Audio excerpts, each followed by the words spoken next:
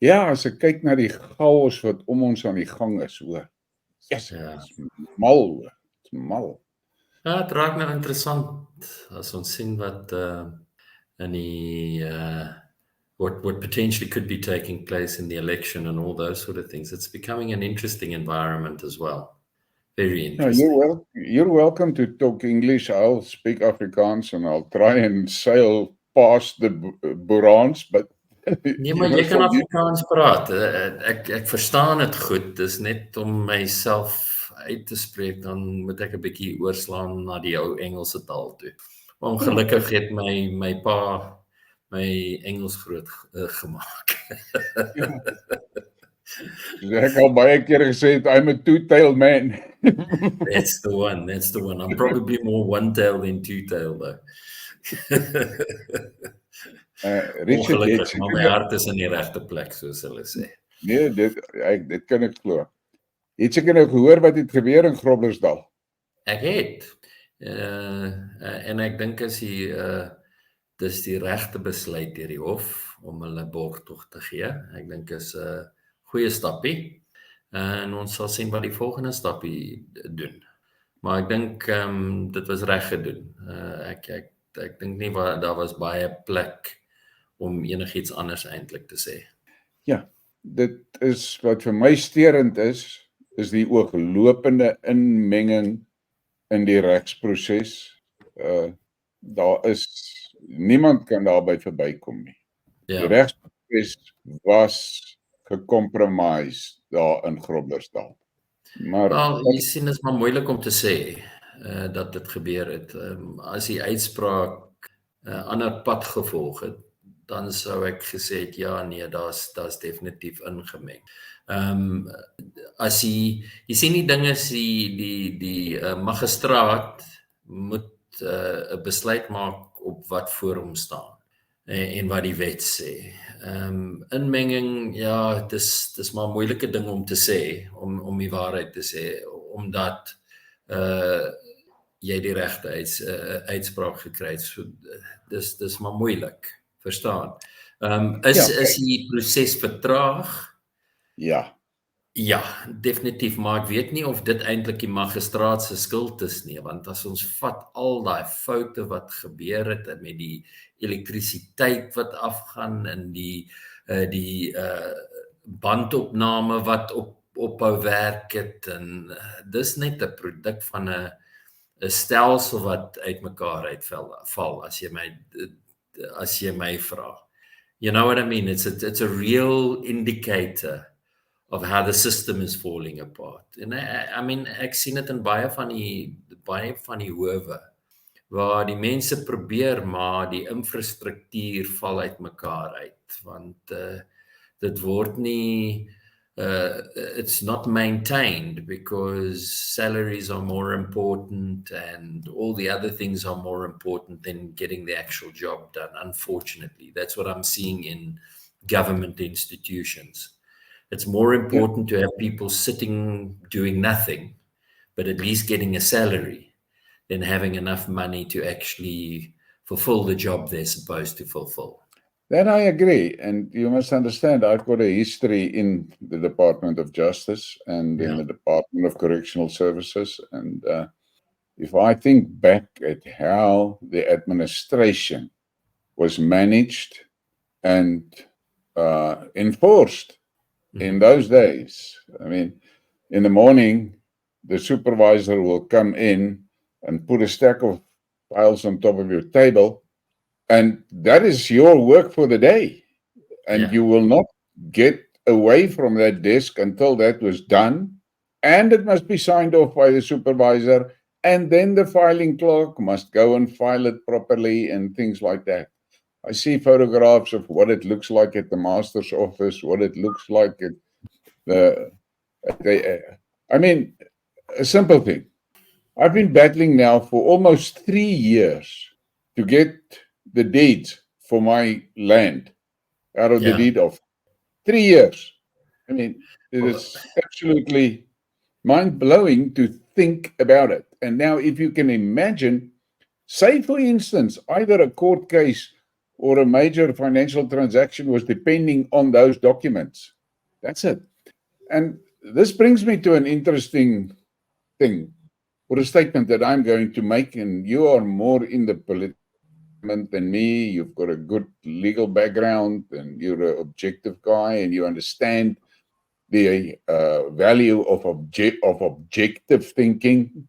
And but it is my submission that the government, the civil service structure of the country has collapsed beyond repair. I would say that the chalice is poisoned. That's how I like looking at it. Whoever takes over the system, unfortunately, is stuck with a broken system.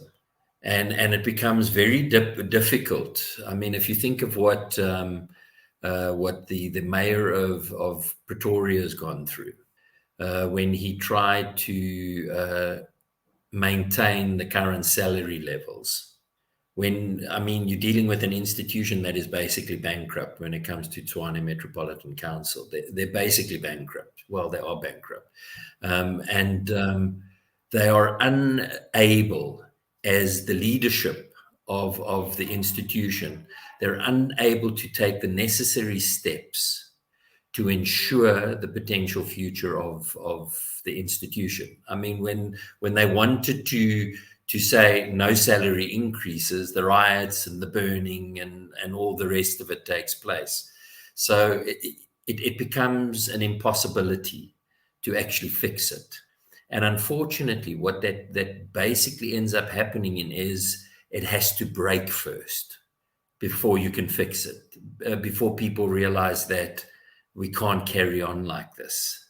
You have to get to a stage, unfortunately, like you've seen in other countries where salaries can't be paid because there's just no money. I think that's where it's heading, to be honest, because the will isn't there to take the tough decisions. You know, the unions are going to keep pushing for those big salary increases because they have a vested interest on increasing their membership fees. If you think of England ran through the same problem in the 70s, where the system was basically breaking. And it took a Margaret Thatcher to turn around and literally declare war on those unions in order to ensure that the country survived it. And unfortunately, that countries like that seem to be heading down the same path. But this country, it's still going to get to that first downfall. And, we're beginning to hear the small little things like where doctors are saying, oh, well, we haven't been paid yet. And those are the first signs of the general decay. But I believe, look, if you decentralize, I believe that you can avoid total collapse because decentralization brings you back into the level of accountability. And it brings you back to that level where you become service level oriented instead of salary level oriented. You got to get to that position, because as long as you're looking at these macro municipalities that take up these large swathes of land that were basically implemented so that they could start taxing farmland. I mean, because farmland was never taxed before, but these things were instituted so that they could gobble up farmland and start charging rates and taxes to a farmer where nothing is done for him. I mean, he pays his earnings tax, when it comes to his income of his earnings. So you've already gotten him there when it comes to national roads and all those, because that's where the money for the national roads come out. But when it comes to local community, why were you trying to draw them into the rates and taxes scenario? I believe that should never have been the case. It just adds pressure on a farmer that gets no benefit from it. It's a social contract. You see, this is what has been lost. That social contract that says, you do for me therefore I pay rates and taxes. Yes. I've said it many times. Yeah, If you look at it objectively, you have to employ a security company to protect your property in your house and your business and what. So why do I pay taxes that is supposedly financing the police service that is supposed to supply me with that security? yeah, I have to, if you have small children, you are confronted with a situation that if you want the best for them, you better send them to a private school because the government schools is broken. And so the list goes on and on and on. So I pay the taxes, but then I have to provide privately for the things that those taxes were supposed to pay for. it's a double But tax basically. It's a double I tax. 100% agree with you when you say decentralization because, Yeah, well, if you look at my channel and you follow some of my stuff, you will understand. I've said break the thing up, break it up, break it up, go tribal, go yes, tribal. yes. Because, No, I agree. as I said in one of my Skidmarks, let's take a stupid situation. Let's take Kwakwa. It's a small community in relation with the country, Yeah, and it's a small landmass. 2 or 3 or 4 really clever, business savvy people can sort the service provision in that area out within months. That will be health, that will be water, that will be electricity, that will be roads, that will be sewage, that will all of those things will be sorted out by that community. yeah. But this whole big thing that is now broken, you you know, there's a lot of talk about this uh, shit shot pack of Johnny for taking over the government in this election and so forth. But if I look at it and I look at what's happening in the Ukraine and I see the photographs of that blown apart, burned out tank that is sitting there, a wreck, and then you try and imagine, okay, if now a new government is in charge in Kiev, they in any case going to go nowhere with that tank because that tank is blown. And this is what's the problem in South Africa. A new grouping comes into government, but what will they actually be able to do? Because they're stuck in a broken tank. Well, you see, that's the problem. I think, like I said, the chalice is poisoned. You come into an institution and you're dealing with a mindset that doesn't understand accountability, that doesn't understand the need for service delivery, that doesn't understand those aspects because it started off on the wrong trajectory. It started off as a means of enriching those that were previously disadvantaged, and it wasn't developed to give a long-term sustainability. It was developed for the immediate relief of those that wanted to come into power and get as much as they could. I mean, we see it with the amount of money that has been stolen. I mean, I was involved in an incident, like I told you, with the smart meters, where, I mean, 12,500 smart meters, 6.9 billion rand. Those meters are 2,500 rand each. They're not 200,000 rand each. You understand what I'm saying? I know. It's just, and this is the problem, is that the system is so corrupted that if you come into that system to try and fix it up, I mean, I've seen it. All these municipalities that have been taken over by these by the DA with their their groups that have taken it over, the coalition governments. I mean, they can't get anything done because the chalice is already poisoned. The ANC has put all its cadres there.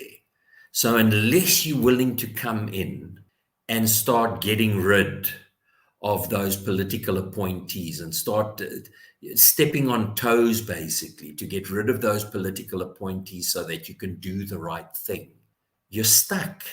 And all you're going to do is add another layer on top. You're going to employ more people and add another layer on that salary bill to try and get some service delivery out, and just add another layer on the salary bill. And what happens when you add another layer on the salary bill? There's even less money to get the services done. Exactly. I spoke to a guy that lives on Cyprus, and he told me the horror story of what happened when Greece collapsed. Yeah. And he said to me, the thing that people must understand is if something like that happens, it is totally beyond your control. Yeah. You've got absolutely no recourse, nothing. He said he went to bed on the Friday night with, I think he said it was 300,000 euros in his bank account. Yeah. And he said on the Saturday morning, there was no connectivity to the banks. And by late Saturday afternoon, connectivity was restored. And 200,000 euros was just gone out of his account. Yeah. He was left with 100,000. Yeah. No recourse. There was nothing he could do about it. It was just taken. And then the thing started with the civil service in Greece. Massive numbers of people were discharged, laid off. That's it. Go. Yeah. No Due labor process. court things stories like and that. things No. like that. Just gone. Yeah. And apparently, a large portion of SASSA type benefits that were paid for certain were just abandoned. It was just gone. It was just gone. And he said that the thing that he saw in Greece, specifically in the rural areas, how quickly the communities realized that they better look after one another, otherwise they're all going to die. Yeah. And now, my issue is in South Africa. Let's take, let's just, for example, say the SASSA, one of the SASSA benefits cannot be The paid. child grant. The child grant. I know. Well, the biggest one is probably your pensions. Because that's probably got the most profound effect on society. Because a lot of your children are being looked after by the grandparents who have that pension coming in. Because the children are using the child grants for own use. You know, the parents of the children are using those grants for own use, and a lot of the pensions are the money that is required to basically feed when it comes to grandchildren and grandparents. How on top of the child grant are you really? Well, look, what I do know, if we look at the history of the child grant, okay, in terms of the child grant, there's a whole bunch of people that can collect off one child, a whole bunch. The aunts, whoever has any responsibility of looking after the child at any time during the month can basically claim for that child. Yeah, I saw that message that was going around where that Zimbabwean family, there was a man and a woman and their parents, and they had 3 children. And by juggling the grants for the children and for the parents and so, in the end, they were collecting 36,000 Rand a month from SASSA. Yeah. Which is an enormous amount of money, but then you add on top of it, these people were illegal immigrants. Yeah. And they got all those grants through corrupt people, officials. Now, but you see, there's always been a problem with the SASSA grant. If you think about it, from the beginning, there was always people that were over collecting. There were government officials that were collecting that weren't entitled to. So you always had that problem.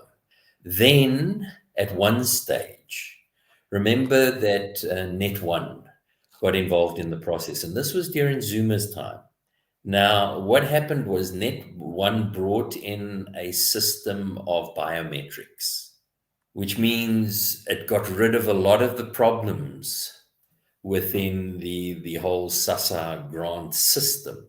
But remember, they fought against Net1, and they got rid of Net1, and they ended up giving the responsibility to who was it? A post office. They ended up giving it to the post office. So one wonders, if that system is being run properly again, and if the loopholes that were there previously are now being closed. And if your anecdotal evidence of a family, if that's recent, then we see that that it's falling apart again. But on the basic premise of the SASSA grant, the grandparents can collect for looking after the children. The parents can collect for looking after the children on one child. Yeah. It's not just 256 Rand per child. There is multiple people that can collect for looking after that child during the month. Right, one child. On the one child. I have said in some of my Skidmarks, I've done a few Skidmarks on which I refer to what I call the SASSA generation. Yeah. And I had a lot of attacks for things that I've said. I've been called a racist and I don't know what else. And I just say simple one thing. Why is there so little rules around the child grant? And that was mentioned right in the beginning when the child grant was launched. Yeah. Why isn't there at least, restrictions? Say, right, you can qualify for a child grant, but the mother must have matric. If a mother doesn't have matric, she doesn't qualify for a child grant. You see, Secondly, they would argue that there's a problem there because only 50% of the population actually end up even getting close to matric, and only about probably 30% of those actually pass. Okay, but now the thing is this, Richard, the basic stays. Yeah. The child grant has turned into a breeding program. Yes. The child is not the main focus of the child grant. The revenue that child represents, that has become the focus. So that child has become a money-making object. It's an ideological objective. You see, at the end of the day, the child grant is not there to look after children or anything like that. It's an ideological objective. If you look at what they're doing with the unemployment grant now, it's all an ideological objective. You see, unfortunately, when you're implementing a system of patronage, when you're implementing a centralized rulership, you got to pay people to stay in the system. And you can only do that by giving them free money. The only way you maintain that system you have to buy them. You have to buy them because it doesn't make sense to destroy everything, and people won't support you if you're destroying everything in order to implement a new system where you're in charge and nobody else can play in the game. The only way that you're ensuring that system happens is if you pay people to play. All right. I have done a Skidmark in which I said the SASSA generation was bred for a purpose. Yes. And then I was trying to get to what is the real purpose. Well, because state control. You see, when you create reliance on the state, we see it in the Western nations when the liberal element took over. You see, the foundation of Judeo-Christian Western nations was if you don't eat, you don't. If you don't work, you don't eat. Yes, I live by that rule. I live by that rule up to today. Yes. Now, so the basic principle was if you don't work, you don't eat. Yes, you would have social nets like the church and things like that would assist you, but they would only assist you on the basis that they assisted you, but they also tried to lift you up so that you went back to work. The whole premise was always get back to work. Then what happened is you had the liberal notion that came into Western nations. And I believe it's a major downfall for many Western nations. Because, I mean, when I stayed in Canada for 6 years, that mantra of once on welfare, always on welfare, it becomes a generational thing where people get used to free money. Yeah. So basically what they're doing, they're catering for the innate laziness of man. That's what they're Yes. catering towards. Yeah. You get Instead of, rewarded for doing nothing. exactly, instead of actually creating a proper environment, a proper economy where things can be developed and where people can be employed, they make them reliant on the state. And I've heard it said. I mean, I speak to people all the time being involved in politics. And I've spoken to, co-workers, and I say, so your mom and dad, who do they vote for? No, they vote for ANC. I said, but how can they continue voting for ANC if you look at the denigration that has taken place in our country over the last 30 years? And they go, no, but you know what? As long as they get that 60 Rand increase on their grant, they support the ANC. Yeah, that's the reality, Richard. That's the reality. But And that's you've what got this is another about. reality here that nobody can really deny. The state is out of money. Of course, They, they're broke. We're living on borrowed money. The minute they you're said living on borrowed money, you're in trouble. You know it, you're and I know done. it. As an Yeah. individual, if you're borrowing more than you earn, what are you heading towards? Bankruptcy. That is the Yes. basic principle. So Yes. where is our debt level sitting at now? I think it's 117%. Let me just get something. I mean, if you're borrowing more than you earn, you're done. You're bankrupt. No bank would lend you money if you had more debt than if your debt payment was higher than what you earn. Is a bank going to lend you money? Now, let me share this with you. Where is that now? Share the screen. Can you see that? Yeah. That is the South African debt clock. Now we're sitting at 30 minutes into the discussion. Look at that, how it is running. And But you see, this is the reality all over the world. yes, Think about it. yes, This is a yes. world reality. So what is happening? Whatever happened to you cannot spend what you don't have? Whatever happened to that? Whatever happened to that principle? You cannot spend what you don't have. You know, I've said it many times. If you have to take your credit card and buy groceries, you're done. You're bankrupt. You're done. You've had it. There's nothing you can do about it. And here we sit here, and as we talk, look at how the numbers is running. Yeah. And those are huge numbers.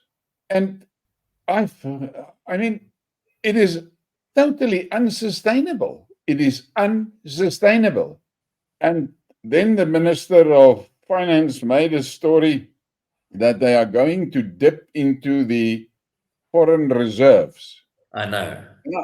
And I had a talk with Herman Lombard about it. And he said the question we should ask ourselves is that foreign reserves that they're talking about, how much of that foreign reserves are not already being offered as security to loans? So in that foreign reserves, what is actually free money there? Yeah.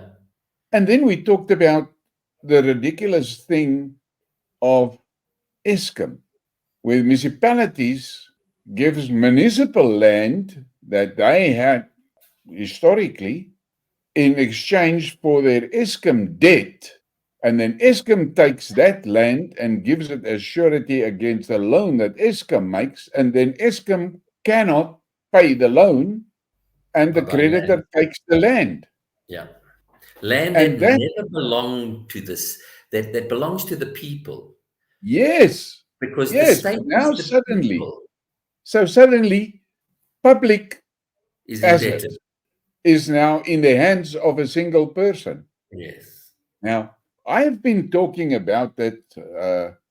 I started talking about it around about August last year, and I said that Ramaphosa is planning, well, not him is not planning, he's the guy that's got to execute the plan, is to collapse the Republic exactly on the same lines as the USSR were collapsed. And a lot of people were hell of upset when I said that. But then I said, look at the facts. What happened in the USSR? The first step was the state assets were moved into the hands of the oligarchs. Yes, the private individuals. At a massive scale, which meant automatically that the state could no longer pay salaries and wages and things like that. They could no longer borrow money. Yes, okay. So that was the first step, the oligarchs.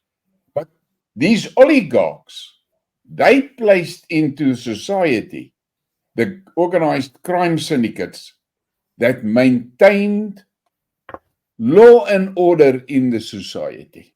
And once the state was stripped, the USSR collapsed.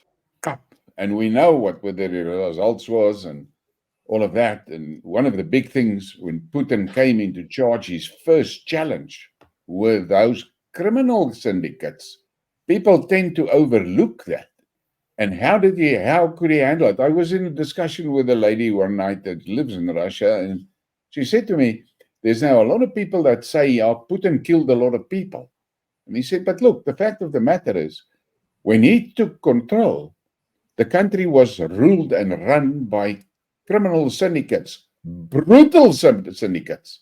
And he got, I think she said, 60 of his old KGB chummies, which he could trust. And he got them in and he said, okay, you guys, you must fight the criminals.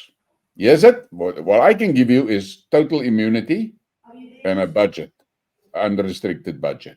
Go for it. And I went into the streets in Moscow first. And it was rough. But what they did was they did not take anyone into captivity. They will chase a kingpin down. And if they find him in his house, they throw him on the floor, shoot him through the head, and that's the end of the story. And then they go for the lieutenants and things like that. And she said within 3 months, the people in Moscow realized, okay, this guy means business. And the community swung behind him. And then they started to out these criminals. And that original band of 60 guys expanded into a massive force. Apparently at a stage, that criminal, let's call it that criminal hunters, were something like 100,000 guys.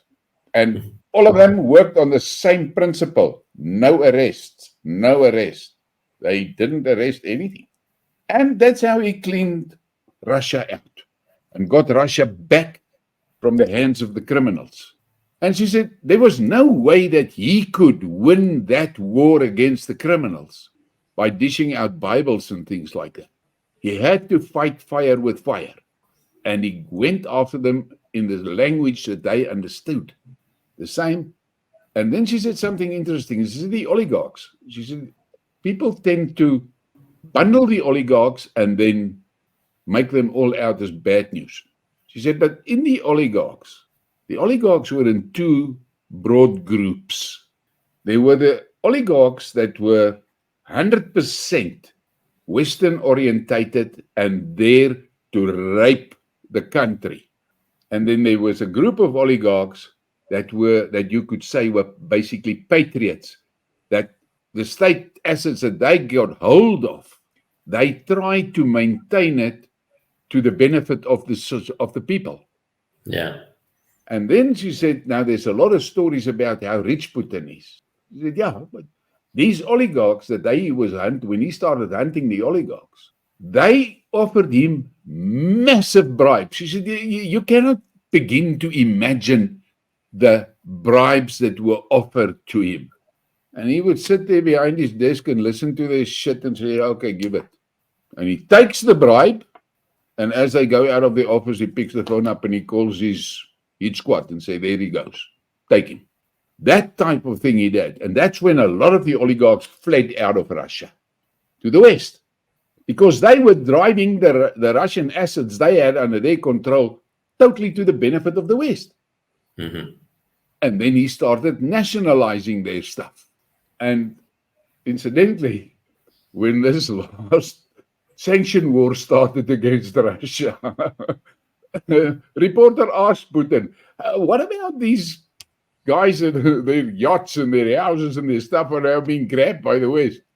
And he looked at him and he said, what do I care? They were not here for the benefit of Russia. They were actually stealing from Russia. So what the West has now done is done me a favor. They've now castrated those oligarchs that were part of the problem of Russia. But we don't have a leader like Putin. Because to get a guy like that, you need somebody with integrity to start off. Integrity, and I've said it so many times, Richard, integrity is what it's about. Yeah. There's all these political leaders on the stages and they blurting out all their stories and all their promises and all of that. And people come in my groups and say, this guy or that guy. And I say to myself, what has happened to society? How is it possible that you can pin your hope on an ex-con or pin your hope on pin your hope on a guy that has never delivered anything? A guy that is, when I was a youngster, the guys that you saw in Parliament, they were farmers, they were businessmen, they were doctors, and they went there for 4 years and then they came back to their practices and they went on with their lives. They rendered a service to the community for that 4 years. And they didn't get obscene salaries. The same happened in the municipal councils. The councillor, they didn't get a salary. They did it for free. But the councillor was the local butcher or the local shoemaker or the local Baie was grocer. always a principal, a school principal. Yeah. They got those positions. And his biggest reward was that chain. Yes. But the towns and the towns were working, were operating, they were functioning because those people that were sitting on the council were part of the town. And the butcher knew, look, if that street in front of my butchery is not maintained or tarred or something, the dust kills my business. And he makes sure that that road was fixed. But then all the shops next to him, they benefit from it. Benefited, yeah. And that was how things were working. Now we sit with a situation, a mayor gets an obscene salary, R1 million a year or something like that, and he knows nothing. I have to share this with you. I was involved, and I don't want to talk about my stuff, but a long time ago, I designed an application that allowed you to buy airtime and electricity with an SMS. I was the first guy in the world that gave that facility. And I mean, there's a massive history of the court cases between me and Vodacom about the stealing of that technology and all of that. But that's and then at the same time, I developed a system that you could play the lotto on your phone. But I could not get that into the lotto board because I was too white. And what these guys don't understand is if a guy like me writes and develops an application like that, the work is done. Yeah. It must now be used. So I don't have 240 people on the project. It's me. Sit here at night and I do the damn coding and things like that.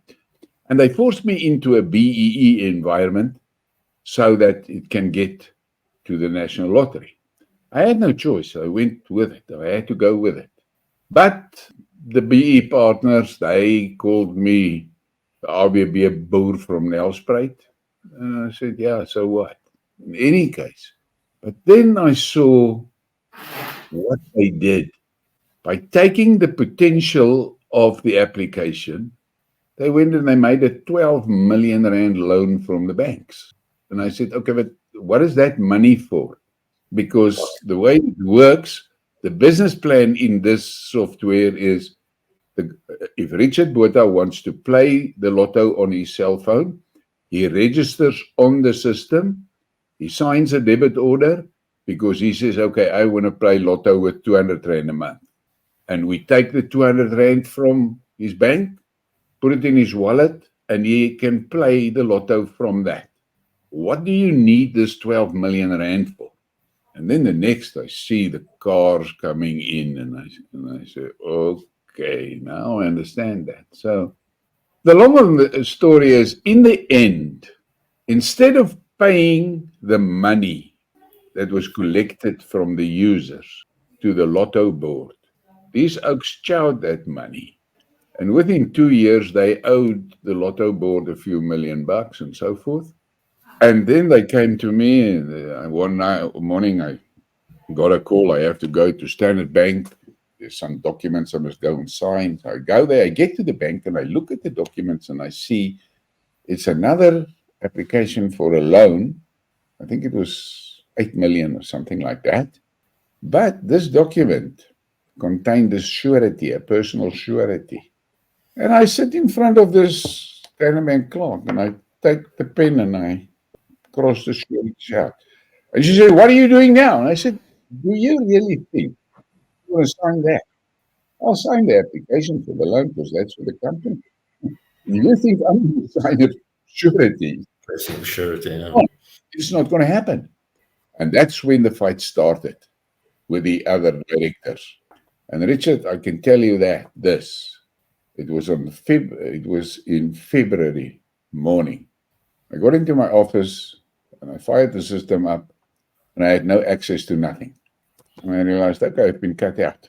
So they actually stole all the technology and everything, and I was cut to zero. Then I started I had to rebuild my life. I mean, in 2014, just like I'm 62 years old, close to retiring. Now I've got to start from scratch again.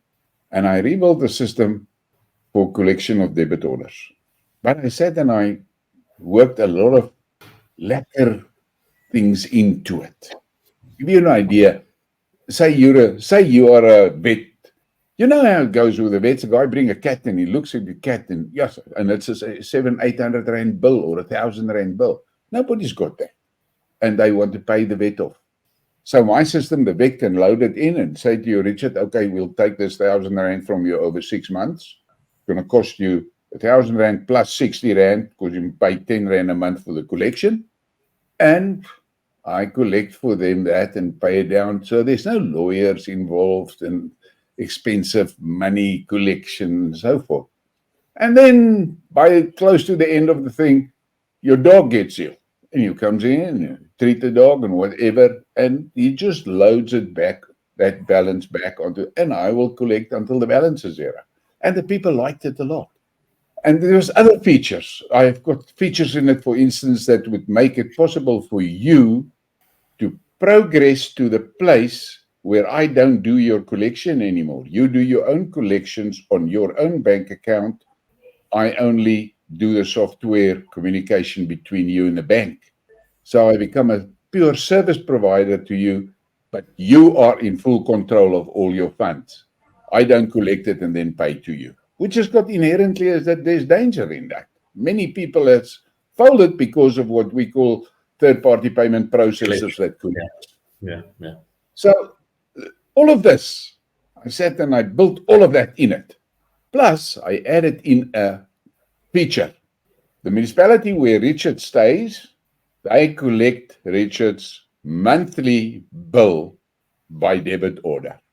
The moment that the debit order is collected, we can set the system up which say, okay, of this 5,000 rand that Richard is paying, 2,000 is estimated as Eskom cost, electricity cost. We collect these 5,000 rand and we immediately pay the 2,000 rand over to Eskom. So the 3,000 goes to the municipality. End of the month, the municipality gets their bill from Eskom, says, listen, you owe us 12 million rand. And they go and they look on the system and says, yeah, okay, it's 12 million, but we've already paid 8 million over. So we just pay 4 million over. And a friend of mine, a black guy, he sat here with me in my office and he said to me, yes, but that's a bloody good way to take the responsibility of the municipalities, to give them at least that security that a big portion of the Eskom account is paid directly as the people pay. And he arranged for me a meeting here in Mbombela and then one in this one year at Ermelo and so. The Mbombela meeting lasted, I think, 20 minutes. And I walked out and the guy at Mbombela that arranged the meeting, black guy, he said to me, Colleen, sorry, puppy, that kite's not going to fly. They don't want the money to go to Eskom. I said, all right, that's it. That's an interesting statement. So why are they stunned that everything is collapsing? Why? You see, the thing is, I think that if you look at and I think it's bigger than just South Africa, to be honest. I think this whole thing is bigger than South Africa. I was looking at when centralization happened in America, when I think it was 1890s, when the federal government all of a sudden took a whole lot of power to the central government and took it away from the independence, well, the states. The key there that you use, the key word is independent states. Took a lot of power. They took it. You see, the thing is that it was taken by law. But I believe that when that happened, that's when the kleptocracy started. Yeah. That's when the stealing started, because now all of a sudden you have a federal government that handles fiscus, that can start printing money, and that can start raising debt burdens, and that has a federal tax system as well, where they can raise taxes. Yeah. And it's away from the people, so the people don't really have a direct say in what is happening. For sure. It is run, and you've heard it many times. The swamp, Yeah. Them have spoken about the swamp that runs out of Washington, where Washington makes decisions that just don't make sense to anybody else in the country, yet they still happen and they still go through. And I believe that is what's been happening in South Africa, is that they created a government that was so strong that there's no accountability. And if you think of how many times have you heard of the bailout of Eskom to the tune of 200 billion rand and 150 billion rand and 300 billion rand? I mean, that debt should have been paid off ages ago. I mean, they went and raised how many billion from the Saudis, and how many billion from the Chinese, and how many billion for the Eskom debt. Yet that Eskom debt doesn't seem to get any less. Listen to this craziness that is currently going on. Yeah. With the Eskom unions and their demands for salary increases. I mean, an institution. It is obscene. It's obscene. But you see this. And if you listen to all the extras they want, you have to say to yourself, where do they think the money comes from? But you see, this is the problem. The unions have been set up to increase salaries. That's it. I mean, if you look at what happened in the 70s in England, I mean, there were institutions that were no longer functioning properly. I mean, it cost the government more money to take coal out of the ground than the coal was worth. Yeah. You know what I mean? The cost of it, they were running at a loss. Yet the unions wouldn't allow the collapse of those mines, because they had workers that needed to be paid. And every year they would demand increases in salaries, because it's coming from a fiscus. It's a kleptocracy. It's stealing money from the manufacturing base, because where do you get your taxes from? You get your taxes from the private sector. Yeah. That's where you get your taxes from. So that's your manufacturing base. That is what is developing wealth, is your manufacturing base. You cannot develop wealth without manufacturing. I mean, we've seen an absolute decline in South Africa's manufacturing. I'm repeating myself, but it begs repeating. just to get the reality of it out. We've had a declining manufacturing base. We've had a declining mineral extraction base. The mining industry has been on the decline. We had a declining agricultural base. Yet we've had increase in overall revenue. How does that happen? Yeah. That can only happen if you're printing more money. I mean, we've even had over R1 trillion that's been withdrawn from our investment base on our stock exchanges and unit trusts and everything. That's been withdrawn by foreign investors over the last 10 years, over R1 trillion. But you tell that to an EFF supporter, he has no clue what that actually means. He has no idea of what the ramifications is. And then you start talking to them, and I've got this one guy that I talk to on the channel, the Concerned Zulu, and he tells me December he was down at where he comes from. And he said to me, Colleen, when I grew up, all the women here in this Southern Natal area were working in the textile industry. Yeah. And they were learning skills and they were earning salaries with which they could look after families. And he said, but the fact that they were working and earning gave them confidence. And many of them learned skills in those factories, and then they went on and they opened their own little shops and they started doing things and like that. And he said, all of that has been destroyed. All of it. So these people are now sitting there, they're waiting for their meager SASSA thing at the end of the month, but they don't feel like they have a purpose in life. But you see, that's the objective, Colleen, that's the objective. Because you lose your self-worth. The minute you're on handouts, you lose your self-worth. I mean, this is what I saw with the welfare recipients in Canada when I was there. They lose their self-worth. They become the dregs of society. They don't become productive members of society. You see, work gives you self-worth, because when you produce and you have a result, it gives you a sense of self and a sense of belonging. It's that simple. That whole concept of I have a job, I achieve something, even if it's digging a ditch, you've achieved something, you see a result. Yeah. The thing is, when you sit there and you get paid for nothing, man's innate laziness means you're going to end up doing nothing. And what does idle hands do? It creates evil.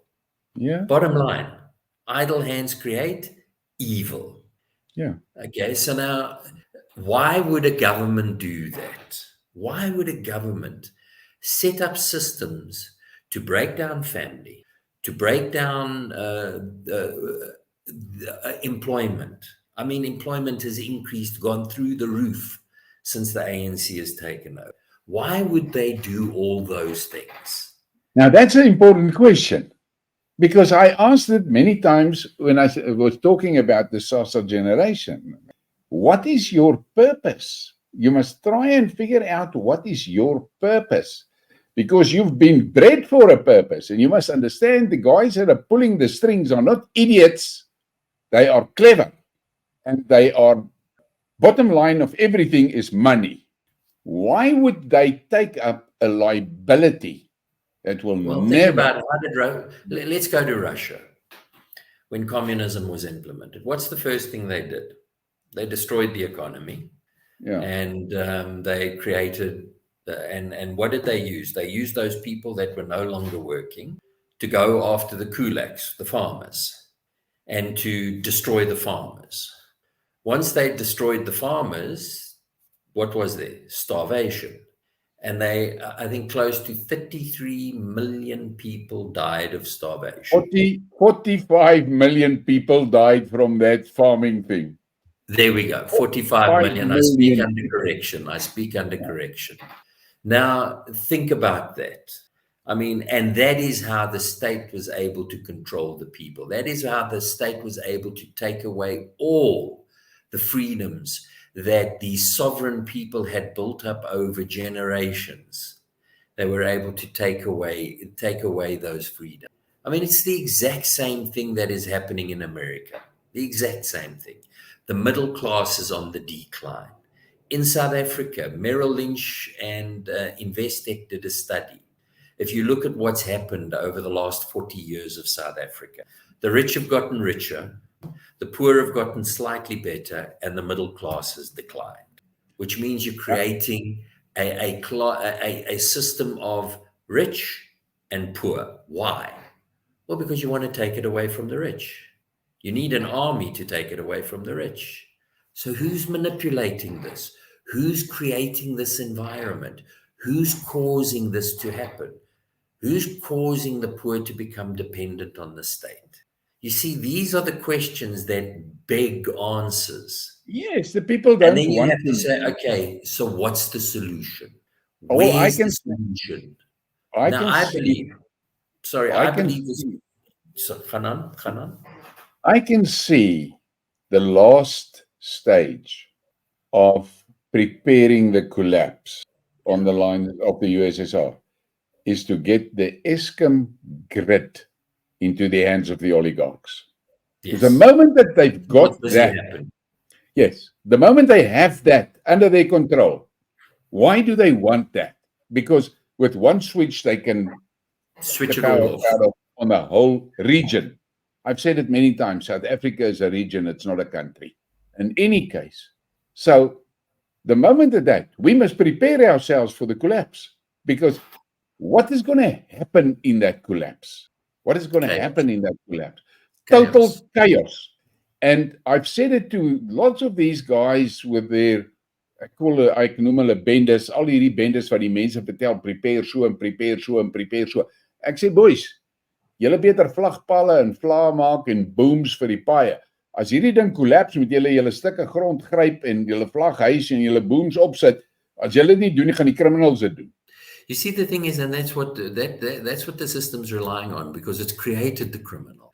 How's it created the criminal? It's created the collapse in the system, in the family. It's created the collapse in the family, which is the cornerstone of law-abiding citizens, is the family, because the parents teach the children the morality of listening to authority, of listening to those around you. That has been done away with. Then what do you do next? Well, you change the law so that a murderer, nothing happens to him, but hey, you can kill a baby in a mother's womb. Yeah. No, this is the problem, Richard. No, I know it's basic principles, but think of the morality of that. Think of the morality of you allow a murderer to live who's killed 30 people, but you kill an innocent baby in a mother's womb. And you pay the guy to do it. You pay a guy a salary to do it. Exactly. I mean, the thing is this, and I mean, my story is there. I said, go tribal. That's the only way that people will survive. Go tribal. Family. Because tribal is family. The smallest component of a tribe is the family. Is a gesin. 'n pa en 'n ma en hulle kinders. And what makes up a tribe? A common language, common culture, which is family. Yeah. So the thing is, all of these things are happening in front of our eyes. Yes. But so many people are scared of talking about it because it is too scary. And me, how old are you? I'm 56. Okay, jy's so amper 20 jaar jonger as ek. But the thing is this, I grew up in a time where families were tight units, and you had family gatherings every weekend or every once in a month. We go to a farm, or go to the farm, and with the grandparents and all of that. But it is slowly but surely evaporated. I see with my own children, they don't even know all their nephews and nieces. They don't know them. And they actually don't care about them. Yeah. So slowly but surely, the population they've started deculturizing the population. Yeah. I said it one night in a discussion I had with a black guy, and I said, you must see it like that. A marula tree here on my farm stands there for more than 100 years, goes through wet seasons, go through dry seasons, go through all of that. And every year it makes fruit, 1 year more, other years less, but it goes on and it grows. What they have done to you with us and the people is they put the people in pots, and these pots are standing on somebody's patio. Now that looks great there on that patio, for as long as there's someone that is giving that thing water and giving it fertilizer. The moment they close that tap, the thing in the pot dies, and that's it. And this is what I see, the sausage generation. Many of them, bulk of them, don't even know who their fathers are. I said to a young black guy one night, I said to him, what you should do is get into a taxi or get into your car and go to the rural area where you think you come from. And then go and find an old man there, 60 years plus, and then sit down with him and talk to him, but listen to what he wants, what he's telling you, so that you can get an idea of where are you actually from. Because if you cannot find your tribe, you're not going to survive. You are not going to survive. You will not survive. People think I'm brutal when I say that, but that's the reality. These cosmopolitans are going to die like flies because they contribute nothing to society. They contribute nothing to production. They contribute nothing. Why do they exist? Why are they there? What are their purpose in the whole place? There's nothing. In one discussion group that I was kicked out of the group. It was a black group, and they were talking, and they're making a big story about China and this and that. And I said to them, you guys must just understand one thing. The Chinese economy is as strong as it is because the Chinese people are extremely disciplined. And the Chinese government, 30 years back, started investing enormously in education. So they've got a skilled, disciplined workforce. And what have we got? The exact opposite. You make a big story and tell me this sausage generation is an asset. That sausage generation is a time bomb, and it's going to explode at one point. Look what happened now with the taxi violence in the Cape. Who were the people that were creating havoc? Who? The youngsters. Youngsters. It was the youngsters. And the sad part of it is they did most of their destruction in their own communities. Burned schools, looted stores, broken things, all of that to themselves. And I said, can't you see that this sausage generation is the monster that is going to devour your nation? Can't you see that? But don't you see the similarities? I mean, if you go to the BLM riots in America, what did they do? They burned down their own people's businesses, their own people's. I mean, you see, you start looking at the similarities and you start going, wait a bit. But you know, Richard, we've been talking a lot of the doom and the gloom side, but the reality is that people must open their eyes and look carefully.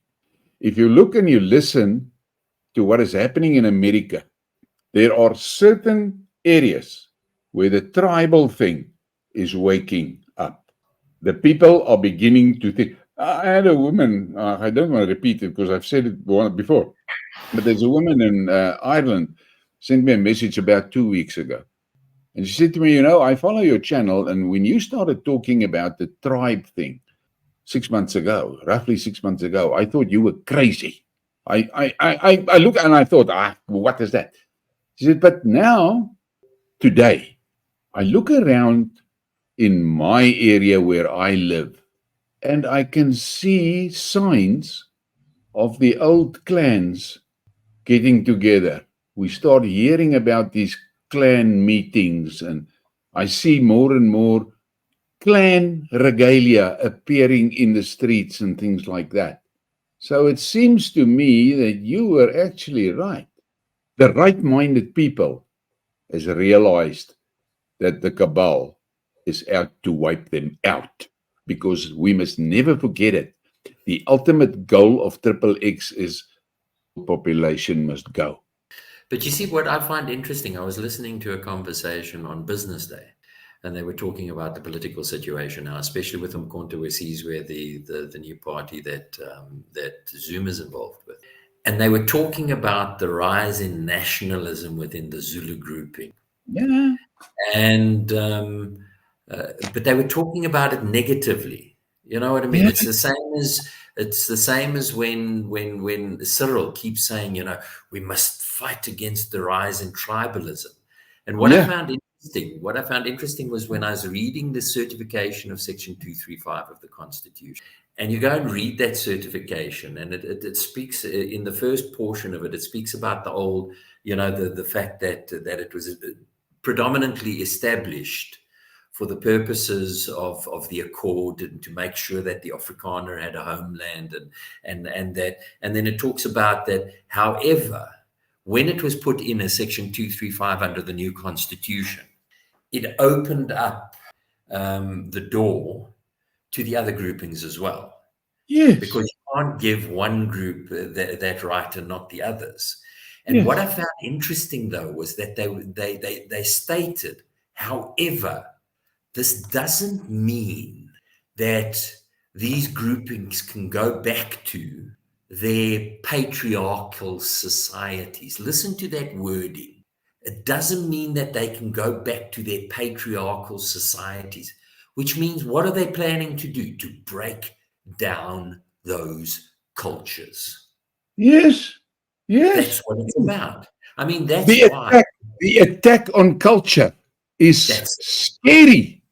It is scary because it is culture that binds people together. Exactly. It is culture that makes of you a decent human being. That's it. Because you have a responsibility to those that are yours.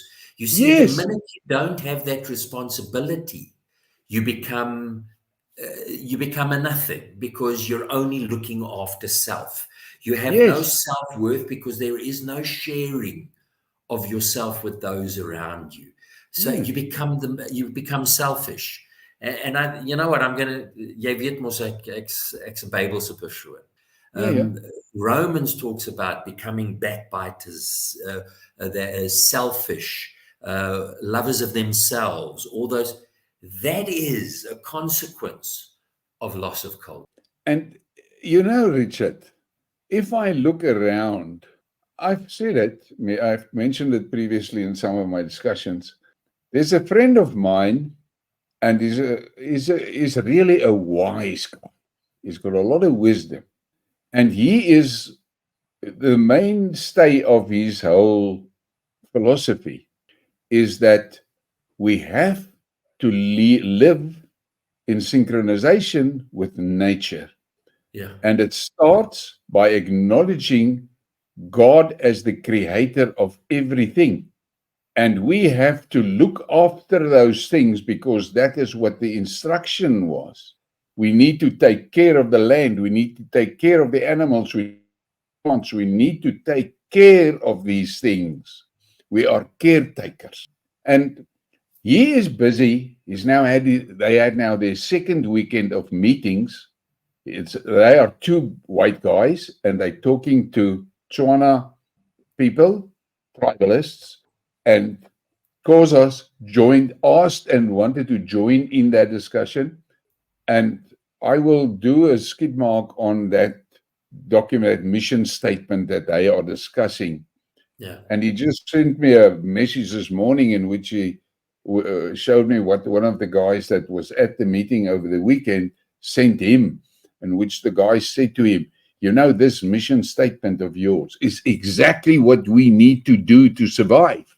I mean, it's inevitable. If you think about it, the nature of this world, the nature of man is to be with his family. That's the nature. I mean, if you think about, let's take what's happening in Israel at the moment. Here you have a group of people that got kicked out of their land thousands of years ago. but that have managed to maintain their identity and have managed to maintain their culture through their religion, through their actions, through their language. They've managed to maintain it, that no matter where they've been in the world, they've been able to maintain that identity. And the Yeah. cornerstone of that identity was to go back to Jerusalem. That was the cornerstone of that identity. But And they've gone back to Jerusalem. Now, yes, you can have problems with this and that and anything else, but that need for recognition and the piece of ground that you can call your own. yes, go tribal. That Always is what it back. is. I mean, when Zuma said, I'm a Zulu, when I'm in Pretoria, I'm a Zulu in Pretoria. When I'm in Cape Town, I'm a Zulu in Cape Town. When I'm in Nkandla, I'm a Zulu. Yes. You And this is the understand? thing. And I think that there's a lot of the commentators that are missing the underlying message of MK. They go on the narrative and this popular narrative that MK is a safety net for the ANC. Yeah. But I'm of opinion that they're missing the whole thing, because that is the last thing that a tribalist will worry about, is to have this triple X controlled cabal in charge. I mean, as I mentioned it, the ridiculousness of the king of the Zulus bowing to Cyril. I mean, what the hell is that? No, And I mean, that's there just is a wrong. lot. Now, I am in discussion with a lot of, or let's call it the right-wing Zulus. Yeah. And there's a lot of things that I did in that discussions. And because I've maintained You know what all I the like time that, calling them? Instead of right-wing Zulus, I like saying the normal Zulus. yeah. But now you see what we're sitting here with this stupid MSM that labels everything. If you are a decent person, you're a right winger. If But you that's have what got I'm saying. That's why I'd rather yeah, not say right-wing. I'd rather say normal and yeah, abnormal. yeah, Because the left wing is abnormal. I mean, they're for fighting sure. against the natural order of things. They're fighting against everything. So I'd rather call them abnormal and normal. Because Yeah, this whole thing of yeah, left wing, right wing, it's just to label us. So let's label ourselves. We're yeah. normal. We know right thinking people, right That's it. minded people. That's Now they it. say to me, okay, they are unhappy with all the things that's happening. But the guy says to me, the big thing that they are trying to get sorted out is to tone down the friction level between Nkatha and MK, because that can be dangerous to the Zulu nation if that thing gets out of hand. And he says to me that the way he sees it is the main aim of MK is to get the ANC out of Natal, to get the ANC out of Natal. The rest of the country is not so concerned about. Apparently, they have got interest in the Mpumalanga region, this eastern part, up to Bronkhorstspruit, Lydenburg, which include that Swaziland claim. They're interested in this. And I asked myself, why? But then I look and I go back in the history of Zuma. He does not deny the existence of the Boerland. He does not deny it, because he said he cannot, because his king was part and parcel of it, and they've got the papers, they've got the treaties that were signed, and it is clear there. Everything is there for everybody to see. And I said to this guy, okay, now what happens to the white farmers there? And he said, what? Nothing happens to them. It's their land. And if we chase them away, we're going to be stupid, because we will die of hunger. Why would we do something like that? And I But you see, the listen to thing is, these Zuma, talks and I think to myself, okay, this big fight about the boere, the volksstaat or what? Why are the people so short-sighted? Why don't they sort the relationship between the boere and the Zulus, just sort that relationship out and almost, I would say, reawaken and enshrine that generation-old trust that was there? Because the Zulus don't deny the right of the boere, But they said it at that last meeting before the accord was signed. Not before last meeting, but in the run-up to the accord.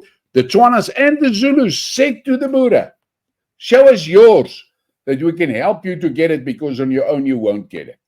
And Karel Boshoff trashed that. Yeah. Now, you see, rubbish like that. And then I say, guys, let's sort this neighbor. Let's be good neighbors. Let's just sort that out first. The land is going nowhere. It's going nowhere. The land is here. In the end, it is the relationship between the people on the land that will dictate how that land will be livable. Sort the relationships out, because the land is not going anywhere.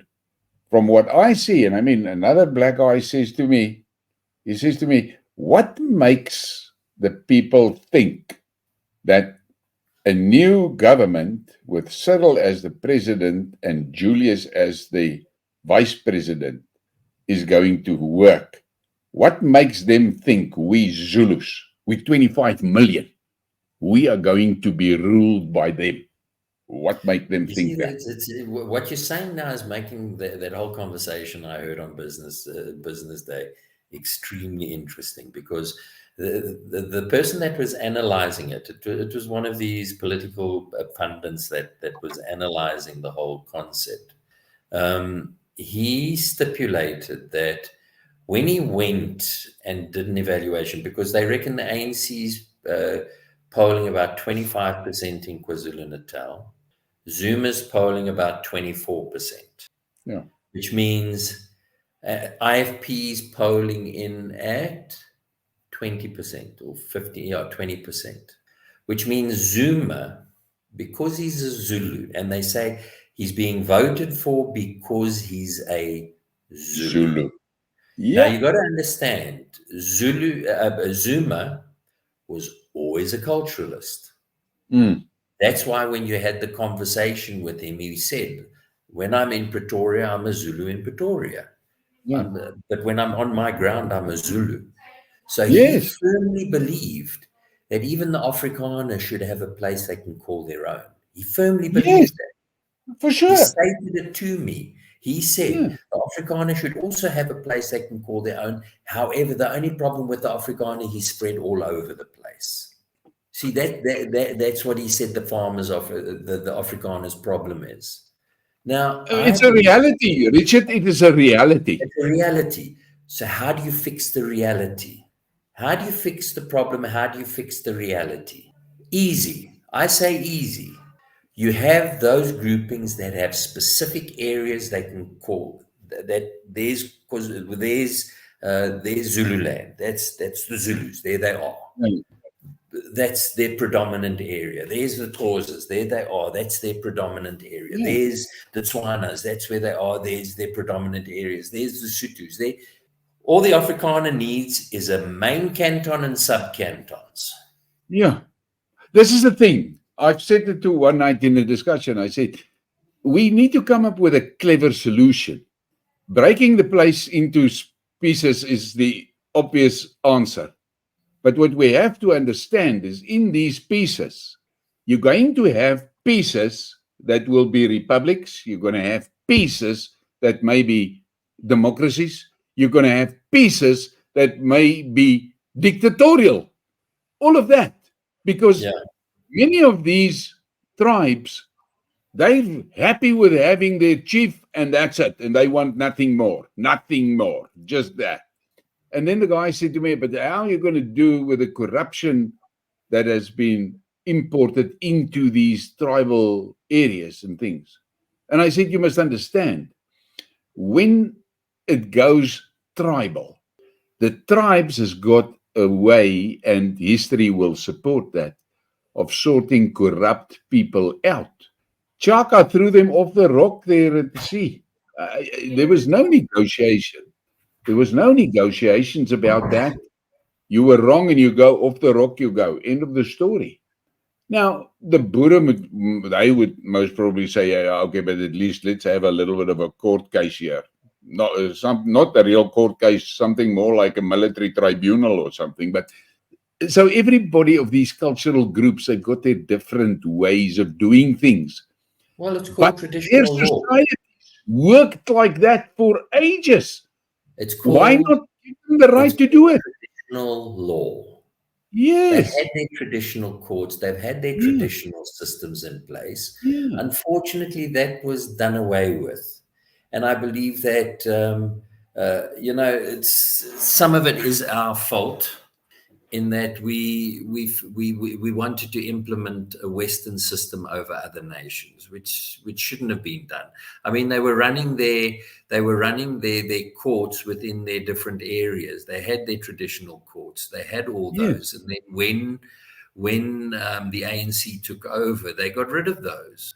They Yes. combined all Because the I courts. was part of a system where I had to function as a magistrate or a prosecutor in an environment in which tribal courts existed, Yes.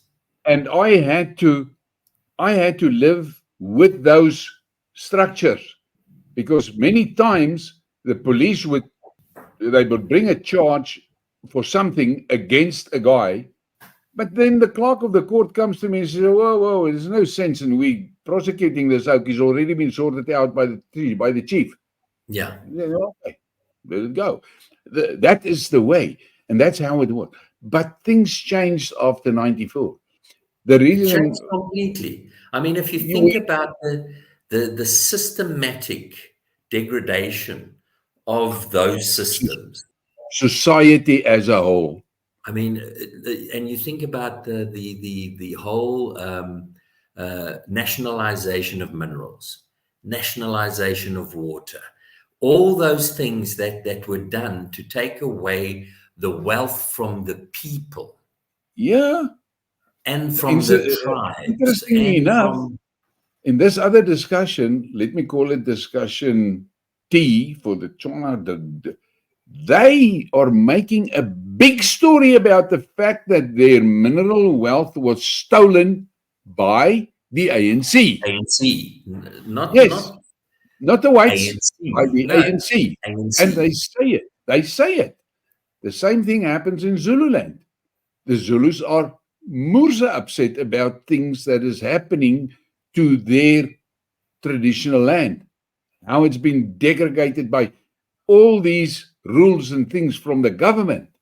And so that you mentioned it, that this rising patriotism and nationalism, nothing, Richard, nothing can stop it. Why? Why The is it natural order. unstoppable? It's the Because it's the natural order. natural order of things. Yeah. And we see, I don't want to put a timeline on it, but Europe needs to go tribal very quickly, or they are Otherwise, going out. otherwise they're lost. They're going to be wiped out. The Europeans are going to be wiped out.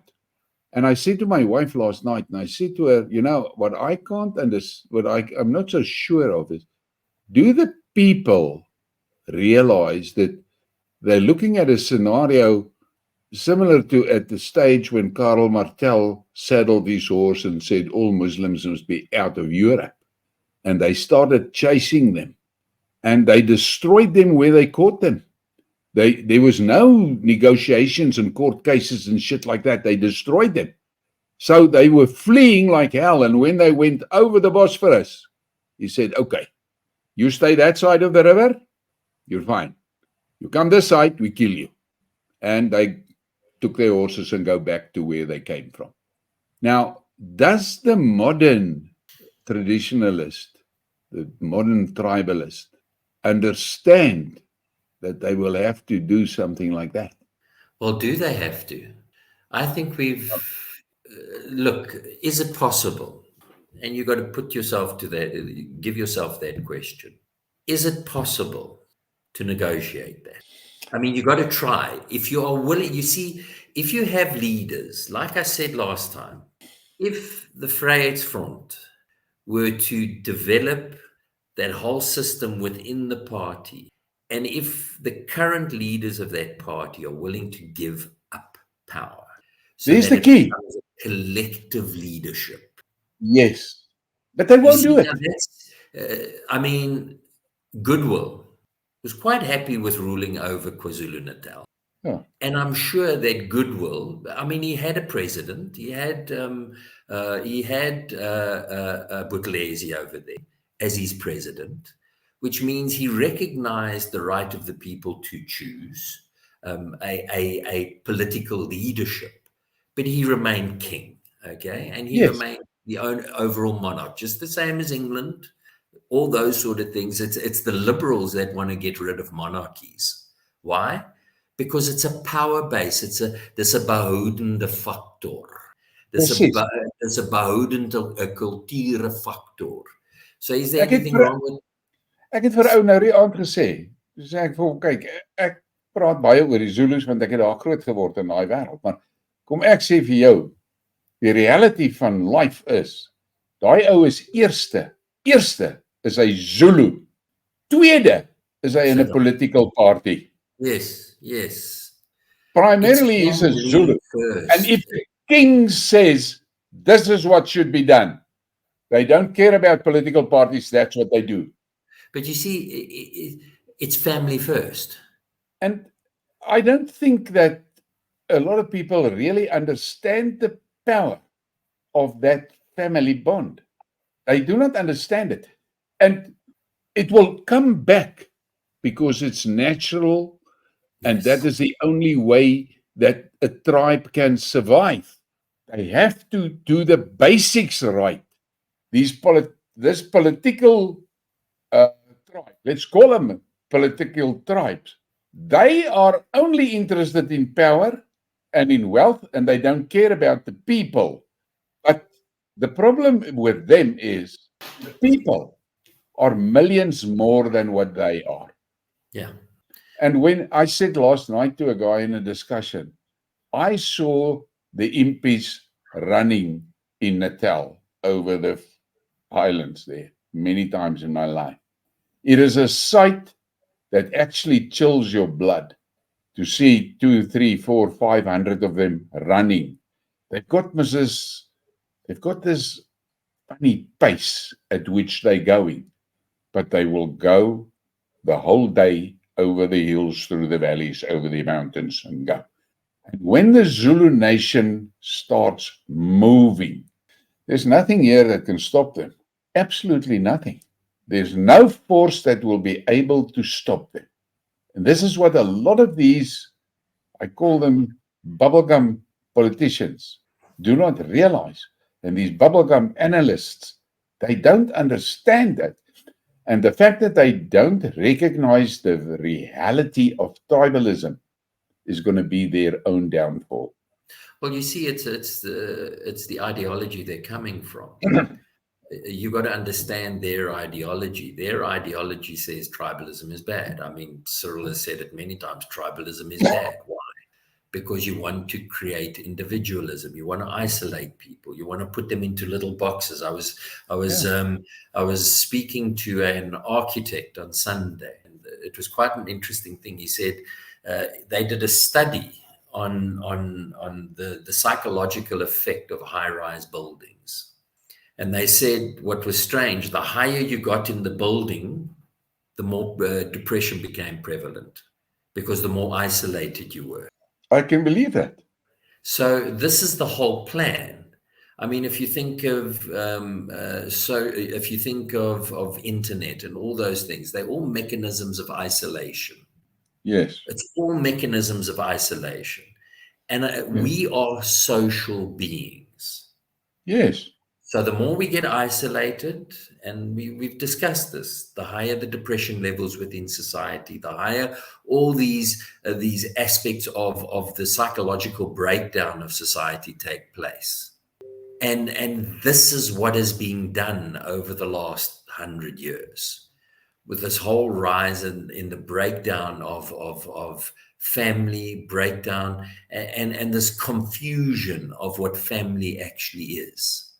You know, I said to a guy last night, I said, one of the reasons that there's this massive attack on the boere is because the boere is traditionalists and they are extremely proud of their culture, Yeah. and that makes them that makes them a grouping that is dangerous to the establishment, because these people understand the basics and they are looking after the basics. That's what makes them a target for all these things that you see that's happening to the boere. No, that's why Zuma was a target. Think about it. He was a traditionalist. I For mean, sure. it's not as if there were a whole bunch of other people stealing a whole lot more than what Yes. Zuma stole. Come on, let's be Yeah. honest. It's beginning to come out how much was actually stolen.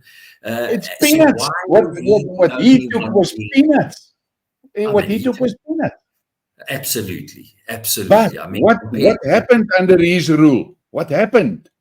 Eskom was sorted out. The exactly, economy was going well. Sasa was Crime was sorted out. Sasa crime was sorted was out. crime was sorted out and things like that. But they couldn't tolerate him in that position No, because he's a tribalist. yes. That was the main reason. And one night I spoke to a guy and he said he saw a document in which I call him Triple X for reasons, where it was clearly stated neither a Boer or a Zulu must ever get into power. And then Zuma happened and it upturned the apple cart tremendously. But if you go and you look behind the scenes of the forces that were unleashed on Zuma, Well, let's take a single one. I want to give you an example. The Sasa deal. If you take just that, I mean, the Net One was put in there by the Zuma faction, basically. They solved the problem with the biometrics and all those aspects. Then the other side came and tried to get rid of that. So what did Zuma do? Zuma fired him. Old Gordon fired him. And immediately what happened to the rand? Boom, it tanked. But Net One was a good thing. It was actually working. It was a system where the biometrics were causing, where it was causing the corruption to stop. yeah, And so you got to ask yourself, who's behind the faction that can actually affect the value of the rand? When yes, Zuma was over there doing the right thing. And like you said, when he was in charge of Eskom, it started working. I mean, the load shedding went down. Molefe was in charge. Remember, old Molefe was still CEO yeah. at that stage. And then what happens? Old Cyril becomes head of the action plan to get rid of it and everything like that. And as soon as he gets into power, he gets his brother-in-law in to sign the independent power producers deal, where his brother-in-law Motsepe is involved and his wife's involved and everyone's involved in this independent power producers deal. And what happens? Eskom starts failing again. And I think you Yes. might be right. I think you might This be is right. I think the whole objective is to hand it over. to the oligarchs. That's it. And Because it's the biggest money Richard, generator. It's the biggest money generator in South Africa. we've been going now for almost an hour and 40 minutes. And I know. the fact of the matter is that I have said it many times. These types of discussions are not happening enough. It's not happening enough, because what do you get on all the other, most of the channels? The presenter will sit there and he put the guy on, and the guy sits there for 20 minutes and tells his story and he goes. But there's no discussion. There's no talking to one another, because in the end, it is only by talking to people, talking to one another, you're going to get to a solution of the problem. And as I say this, let's call about Team T, and I've got Team Z, and we're working here on a level with people in those communities. And what is interesting is that they keep on coming back to me and this friend of mine, and they ask, okay, how did you guys handle this situation? How was that handled? Because it happened in your times. And we talk, and they say, okay, but that's not going to fly in our community. But what about this? You say, "Yeah, sure." The thing is this: we're talking to one another. Now I'm sitting in a precarious situation. There are now people that will get up and say, "Where do you get the right to talk to the Zulus?" You can talk to anybody. I said, Everyone has "Okay. the right to talk to anybody. I mean, Where do come on. you get the right to ask me that question? Tell me that." Exactly, exactly. But this is the thing, Richard. There is a desperate need in our society for these types of talks. And we must look at the situation, and you must look.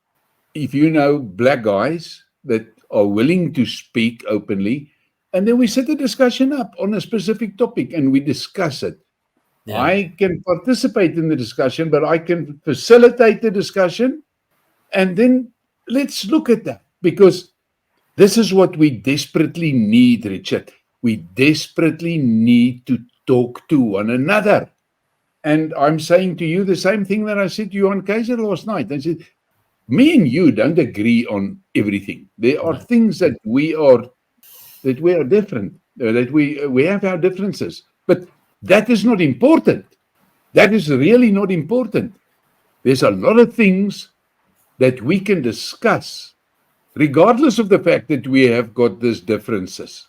But it makes the discussion more mature, because I get to the point, and you've got a good idea of what my background is, and you get to a point, and I've got a good idea of what your background is. I know that you come from a religious family and things like, and your dad was a dominee or something, and I understand that's your cultural background. But that doesn't make it impossible for you to talk to me, a guy that is totally against organized churches. Totally. I don't want to have any part of them, for the reason that they were bullshitting the people so much. They were the main instruments in implementing a lot of the triple X bullshit into the societies. I mean, when the church starts justifying this gay thing, you have to ask yourself, okay, how churchy is that? Because it doesn't add up here in my Bible. That doesn't add up. And you ask that question. And in my society, the moment I ask a question like that, they see me as a ketter. What the? And I say, oh, okay. If you are happy to live with bullshit, that's your priority. yeah, it's your You prerogative. yeah. Yeah, and but the thing is we don't have enough of this. You We see, the don't problem have. is, and I think you're hitting it on the nail on the head. The problem is people do not want opposing point of views, and they're not willing to listen to opposing point of views, and they're not willing to argue opposing point of views. You see, it's become far easier to name call so Yeah. that you win the argument instead of actually coming up with a decent argument. You know, Richard, how many times does it happen? And you, having a legal background, understand that you and a colleague will sit and you discuss the case. You've got different viewpoints on it. And the more you discuss, and then you get to a point you say, okay, my plan gaan nie werk nie en jou nou ook nie, maar hierdie ene kan werk hoor. There you go. There you go. Dit is die value van discussion. That's the Exactly. value of discussion. I mean, there were people that were calling me all sorts of names because I'm talking to black guys. I mean, Corneille Mulder shits on me because I voted for Inkatha in 94. I said, what has that got to do with the price of eggs? I was living in the heart of Zululand. And incidentally, Gatsha Buthelezi had more integrity than all of you together. So label me with, and I see the guys on Twitter and on Facebook, they all mention the fact that I voted for Inkatha. And I thought, yeah, if that is all you've got, you shouldn't go to war, because it's a blank. That's a blank. And this is what we have to understand. But the reality is we are in an extremely dangerous moment in our nation's time. Because I said it to a guy the other night, the problem that we have is I believe that this ANC government is going to collapse, but it's not going to be, a A slow nice collapse. peaceful, no. It's going to be overnight thing. On Friday, they'll be there, and on Monday, they're gone. And what is happening when they're gone? That is what you have to ask you. That is why I Well, see all this. if you think about it practically, if the ANC were to go from its current levels down to, let's say, 35%, and they lose access to those purse strings, the millions that they've been making, the millions that they've needed in order to sustain themselves, the millions that they've needed in order to keep those lifestyles. And what's going to happen is the guys down below in the local government level are going to look at that, and they're going to realize what their future is. Yes. And what do you think is going to happen then when they realize that the ANC is no longer in power? Because Sure. 2 years later, they're going for a local election. The problem is this, Richard. What I'm worried about is this lower rank guys like you are referring to.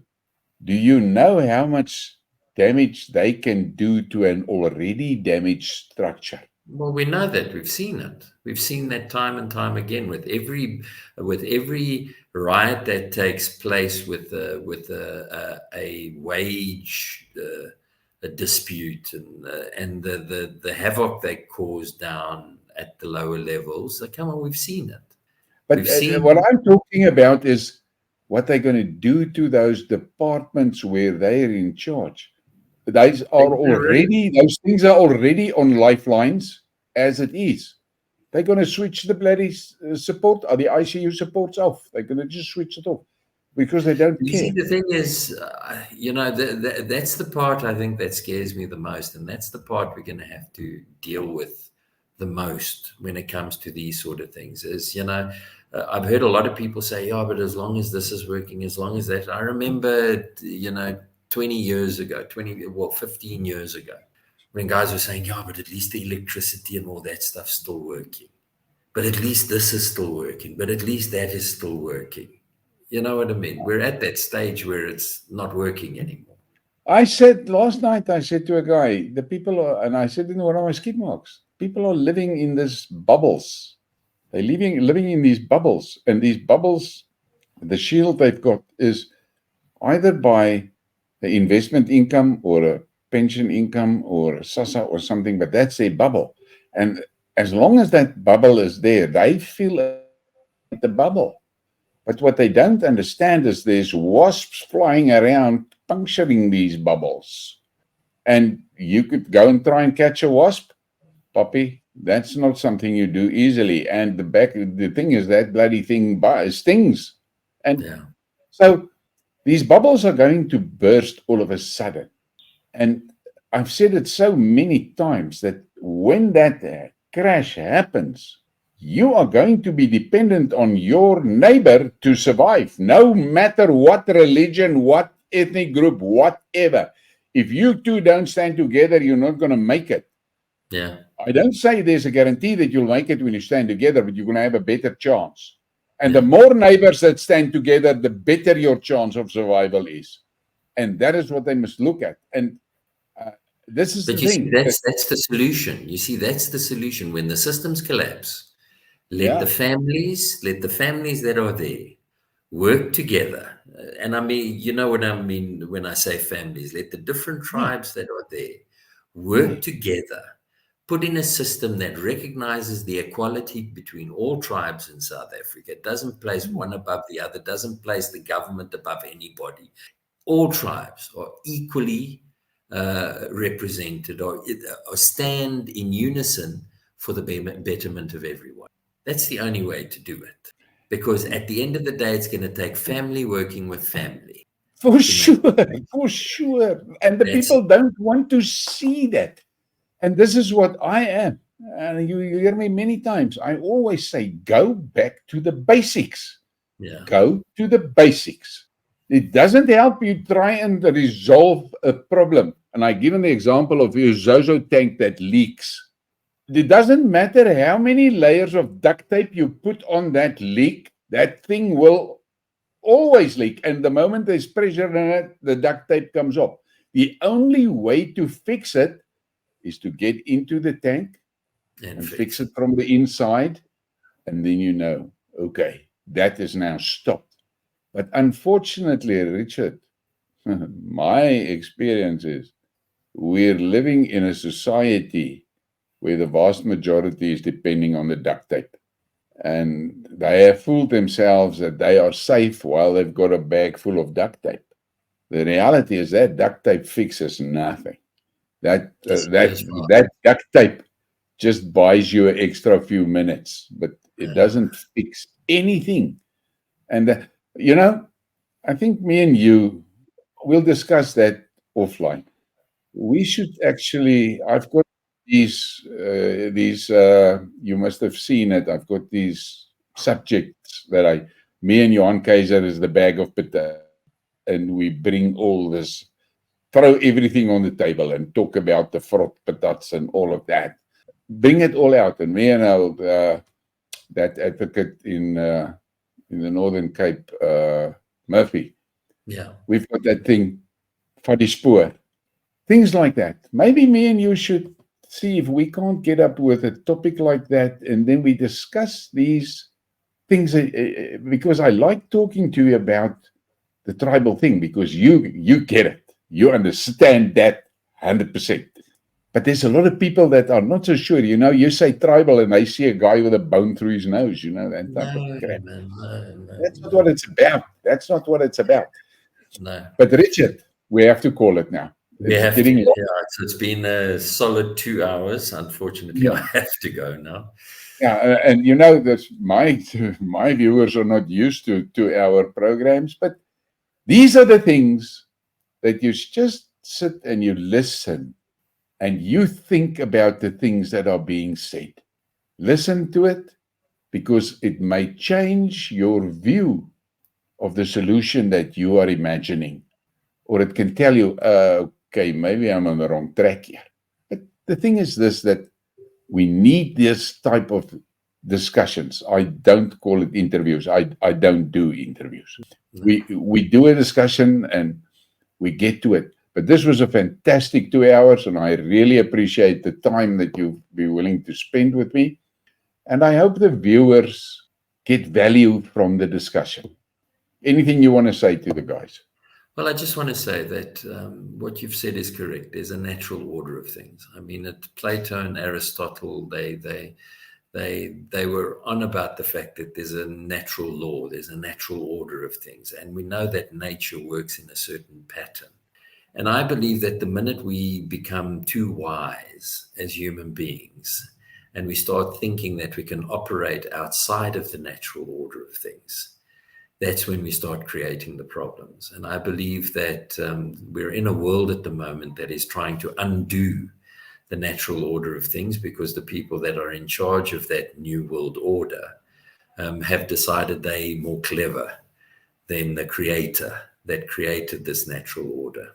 And I believe that the closer we get to that natural order, the more order comes back into play, and the more the more society starts making sense again. Because I think there's a lot of people out there that think that society is lost at the moment, and that are very confused about what is happening around them, and are very depressed about what is happening around them. And I believe that when we get back to that natural order, all those things disappear and happiness returns to society. Yes, I have a saying that the cleverness is broken. Yeah.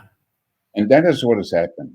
And in a few of my Skidmarks, I've spoken to the guys about the drinking and this screwing around and all of that. And I said to the guys, go and sort out your family. And I did a Skidmark which caused some waves, in which I was really vocal about the boozing. And a guy sends me an email about 2 days ago. And he says to me, you know what, Uncle Colleen, I want to say this to you. I listened to that skidmark of yours and I realized you were actually talking to me. And that same afternoon, I went straight home instead of going to the club. I went straight home.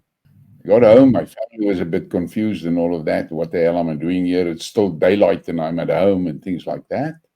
And he said, and over the past, he said it's only 3 weeks, but over the past 3 weeks, I'm helping my wife preparing dinner. I'm spending time with my children. I didn't know I had such a great family. Because I never, when I came home, usually when I come home, I'm so drunk, I can't even find the front door many times. And he said, and I want to thank you for that. And I'm glad you use strong language when you talk about it, because I got the message. Yeah. Then I get a message like that, and then it makes all of what I'm doing worth it, because saving one family is so precious. But if the people start saving their own families, Yeah. they will be amazed at how their lives will change. Yes, I agree. I That's agree. it. We're going to have I think me and you are going to have a lot of talks. You think about a theme for our talks. Have a great day. Thank you, Richard. You too. Thank you very much for the opportunity, and thanks for your viewers for listening to us.